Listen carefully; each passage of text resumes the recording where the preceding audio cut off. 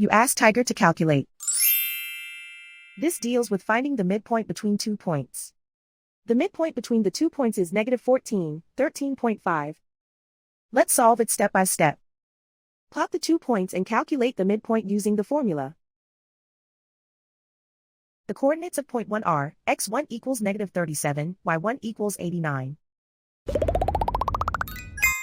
The coordinates of point 2 are, x2 equals 9, y2 equals -62.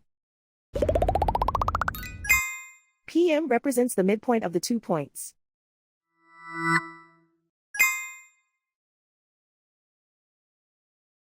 Use the x values in the midpoint formula to find the midpoints x. x1 equals -37. x2 equals 9.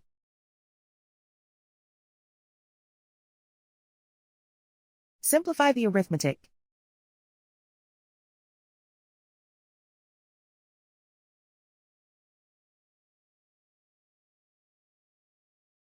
Use the y values in the midpoint formula to find the midpoints y.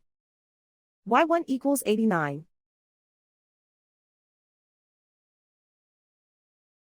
y2 equals -62. Simplify the arithmetic.